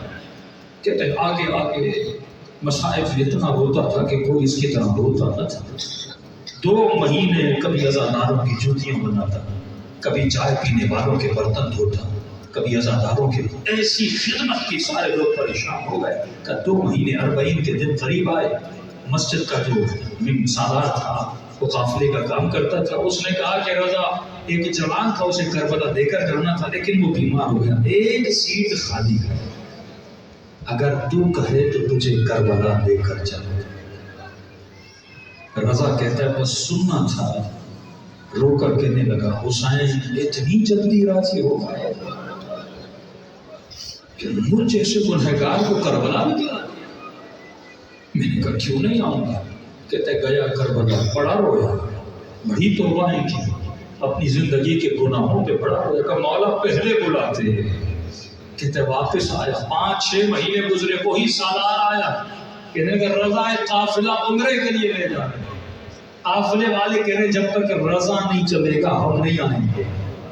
کہتا بس اتنا سننا تھا اب زمین پہ گر گیا. میں نے کہا اتنی جلدی حسین کی ماں بھی راضی ہو گئی، مجھے مدینے بلا لیا. کہتے گیا مدینہ الرسول، ٹوٹی ہوئی قبروں کی زیارت کی. جوان بدل چکا تھا، محلے میں آیا، خوشنام ہو چکا تھا، بدنامی سے خوشنامی پر آ گیا. محلے کا تاجر تھا، بڑا پیسے والا. وہ روز اس رضا کو دیکھتا تھا، مسجد میں، مجلس میں، خدمت میں. اس کے باپ کے پاس گیا، کہنے لگا کہ میں اپنی بیٹی کا رشتہ اس سے کرنا چاہتا ہوں. باپ نے کہا تو جانتا ہے میرا بیٹا چند مہینے ہوئے سدھر گیا ہے، کہیں ایسا نہ ہو پھر بگڑ جائے. کب بلاؤ؟ رضا کو بلایا. کہ بیٹی دینا چاہتا ہوں، ایک شرط ہے. کہ کون سی شرط؟ کا وعدہ کرو آج کے بعد حسین کو چھوڑو گے نہیں، آج کے بعد عباس کا دامن نہیں چھوڑو گے. رو کر کہتے ہیں اللہ وہ میری زندگی کا آخری دن لائے جب میں حسین سے دور ہوں. کہ پھر کل رشتہ لے کر آؤ میری بیٹی کا. ایران میں رسم ہے، ماں باپ کے ساتھ لڑکا رشتہ دینے جاتا ہے اور خواتین جس کے بچی کا رشتہ ہوتا ہے وہ چائے لے کر آتی ہے. کہتا یہ رشتہ لینے گیا، اس تاجر کی بیٹی چائے لے کر رضا کے سامنے آئی اور جیسے اس جوان کا اس بچی نے چہرہ دیکھا تو وہیں پر بچی نے چیخ ماری اور بے ہوش ہو کے زمین پہ گر گئی. یہ پریشان ہوا کیا، باپ پریشان ہوا کیا، ماں پریشان ہوا کیا، بچی کو لے گئے. جب ہوش میں آتی تھی تو کہتی تھی یا زہرا یا زہرا، پھر بے ہوش ہو جاتی تھی. جب بچی مکمل ہوش میں آئی، ماں نے کہا رو کیوں رہی ہو، سیدہ کا نام کیوں لے رہی ہو؟ کہنے لگی اماں خدا کی قسم کل رات بی بی زہرا خواب میں آئی تھی، اسی جوان کا فوٹو دکھایا تھا اور کہا تھا میری بیٹی اسے جواب نہ دینا، اس نے میری عزت کی تھی، اس نے میرے نام کا حیا کیا تھا، اسے کوئی جواب نہ دینا۔ خدا کی قسم ہے اگر زہرا کا حیا کرو قیامت کے دن یہی بیوی شفاعت کرے گی، اگر اس کے بیٹے امام زمانہ کا حیا کرو وہ قیامت کے دن شفاعت کریں گے، لیکن مسلمانوں نے زینب کا حیا کیا، مسلمانوں نے سکینہ کا حیا نہ کیا۔ جب امام حسین آخری بار خدا حافظ کر کے خیمے سے نکلے، گھوڑے پر سوار ہوئے تو ذوالجناب جلدی نہیں کر چلی، بڑی مشکل سے میں نے خدا حافظ کیا ہے۔ ذوالجناب چلے تو کیسے چلے کہ مولا کیسے چلو، میرے قدموں میں سکینہ مٹی ہو جائے۔ یہ روایت میں نے بھی پہلی بار سنی، آج سے پہلے نہیں پڑھی۔ فرماتے جب حسین اترے بچی کو گود میں لیا، بچی نے کئی سوال کیے، ایک سوال جو میں نے سنا کسی عالم سے، بچی نے کہا بابا میں نے اکبر کو بھی خدا حافظ کرتے دیکھا، قاسم کو خدا حافظ کرتے دیکھا، چچا عباس کو خدا حافظ کرتے دیکھا، جو خیمے سے نکلتا تھا سب اسے گلے لگاتے تھے، کوئی ماتھا چومتا تھا، کوئی ہاتھوں کو چومتا تھا، کوئی بازوؤں کو چومتا تھا۔ بابا ایک بات سمجھ میں نہیں آئی، جب پھوپھی آپ سے خدا حافظ کر رہی تھی تو آپ کے گلے کا بوسہ کیوں لے رہی تھی؟ کسی شہید کا گلا کسی نے نہیں چوما تھا کہ بابا پھوپھی اماں گلا کیوں چوم رہی تھی؟ اب حسین بیٹی کو کیا بتاتے کہ سکینہ پھوپھی گلا کیوں چوم رہی تھی؟ فرماتے حسین نے جواب نہیں دیا، لیکن بیٹی کو جواب مل گیا جب کٹی ہوئی گردن کو زمین کربلا میں دیکھا۔ عزیز و آئیے مظلوموں کو سلام کریں اور دعا کریں کہ خدا حسین کے صدقے میں ہم سب سے ہمارے امام زمانہ کو راضی فرمائے، ایسا بنائے جیسا امام زمانہ دیکھنا چاہتے ہیں۔ السلام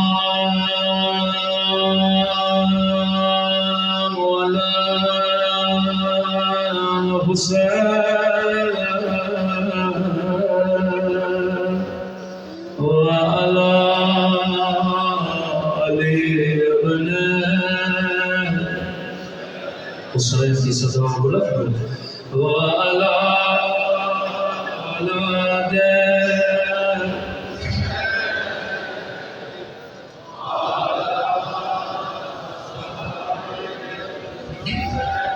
سب مل کے اپنے مولا کو سلام کریں۔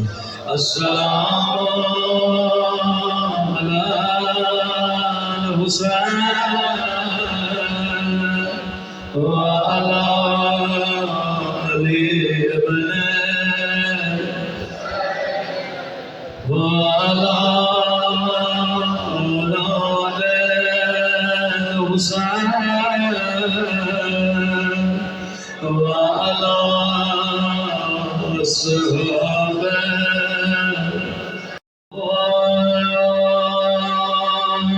زینب کی لٹی ہوئی چادر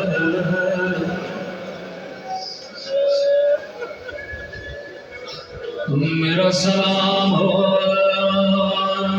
سکینہ کے زخمی کانوں پر، میرا سلام ہو سجاد کے جلے ہوئے امام پر، میرا سلام ہو ان ہونٹوں پہ جن پہ یزید چھڑی مارا تھا،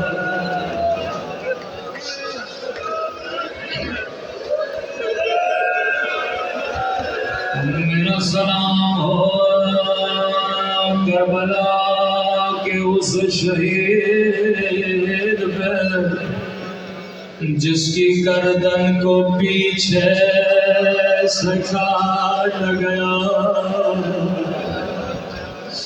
میرا سلام ہو میری ان پتھیوں پہ جن کے ہاتھوں کو پسے گردن باندھا گیا تھا. فرمایا مومن تو سن کے برداشت نہیں کرتا لیکن میں نے اپنی آنکھوں سے دیکھا ظالم میری سکینہ کو تماچے مار رہا.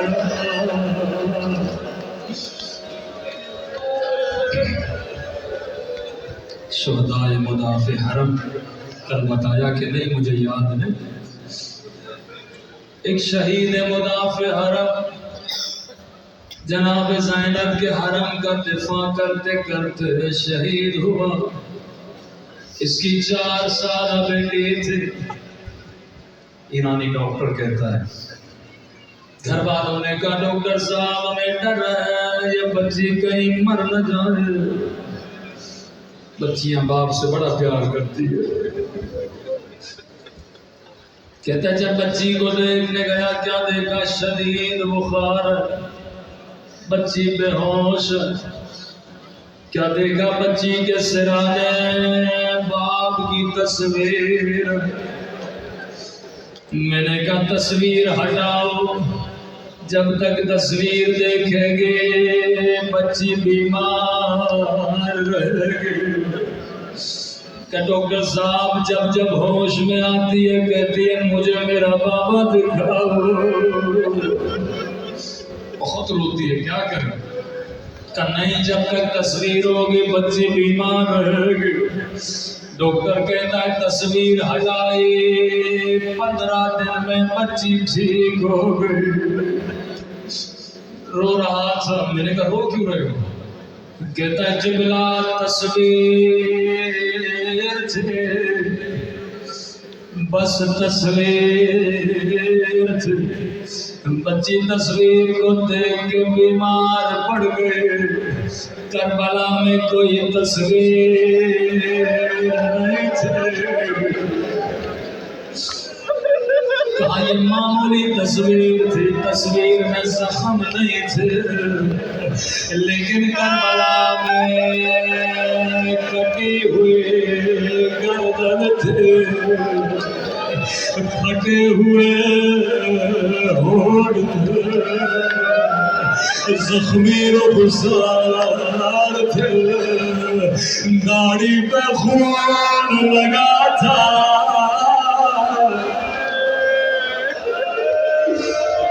کٹی ہوئی گردن کی رگیں تھے. اللہ کسی بچی کو بابا کی کٹی گردن نہ دکھائے. روایت کے جملے فرمایا امام حسین کی عادت سے واجب نماز گھر میں پڑھتے تھے. مستحب نماز سکینہ کے ساتھ پڑھتے تھے. بچی بابا کا انتظار کرتی تھی 2 مصطفے بچھا دیتی تھی تاکہ میرا بابا مسجد سے آئے گا میں بابا کے ساتھ نماز پڑھوں. پہلی محرم کو حسین کے ساتھ نماز پڑھے. دوسری محرم کو حسین کے ساتھ نماز پڑھے.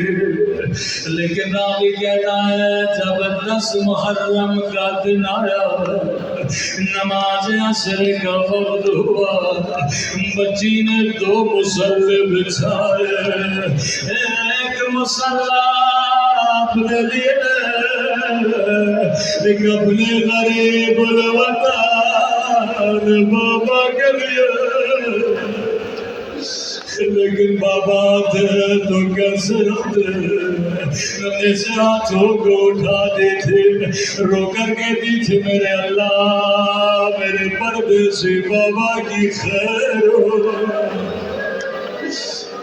تصور کرو 4 سالہ بچی کہ بچی بابا کے لیے دعا کر رہی تھی، اتنے میں بچی کو کسی کے چلنے کی آواز آئی، دوڑی دوڑی باہر گئی، شاید میرا بابا آ گیا۔ لیکن سنو گے بچی نے کیا دیکھا؟ اللہ یہ منظر کسی بچی کو نہ دکھائے۔ ایک مرتبہ دیکھا شمر ہے ہاتھ میں تانیا،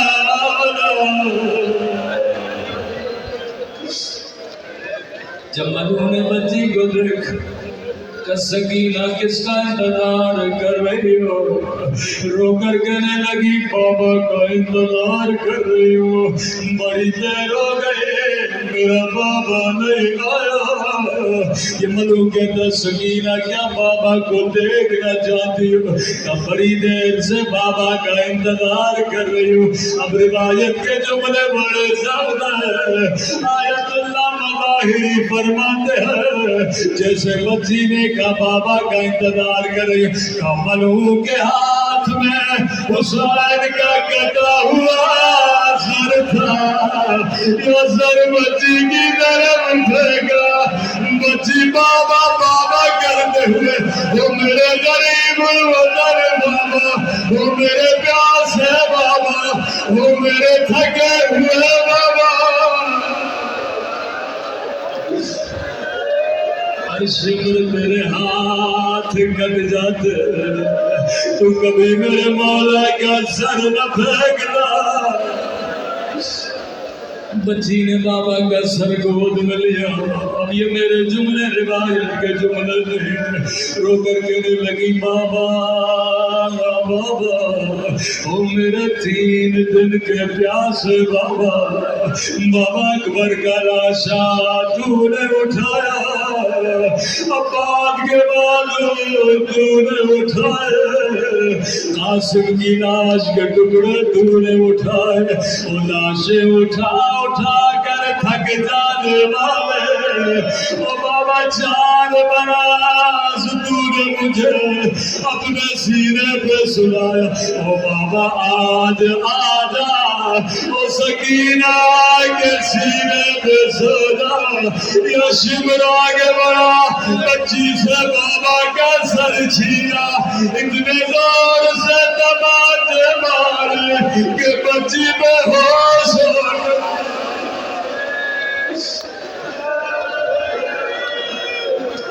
اب زینب ڈھونڈ رہی ہے کہاں ہو حسین کی امان، جیسے خیمے میں پہنچی کیا دیکھا کان بھی زخمی ہے، رخساروں پہ نیل نشان ہے، مجھے نہیں پتا زینب نے بچی کو کیسے ہوش میں لایا، شاید اتنا روئی آنسو سکینہ کے چہرے پہ گرے، بچی کی آنکھیں کھلی کبھی بھی ادا دارو بتاؤ جب آنکھیں کھلی بچی نے پہلا سوال کیا کیا ہوگا؟ بچی نے یہ نہیں کہا ممی اماں شکر نے مجھے دوا چلا دے، بچی نے یہ نہیں کہا میرے بابا کا سر کٹا، بچی نے یہ نہیں کہا میرے چچا باز کہاں ہے، اور میری ماں بہنوں مجلس میں آنے والی ہو، سنو سکینہ نے کیا کہا، فرمایا جیسے آنکھیں کھلی نگاہ زینب پہ پڑے، پہلا سوال کیا او پپی اماں آپ کی چادر کہاں ہے؟ زینب نے کہا سکینہ جو شمر تیرے دل لے گیا میری چادر بھی لے گیا، کبھی مجلس میں بے پردہ ہو کرنا۔ اللہ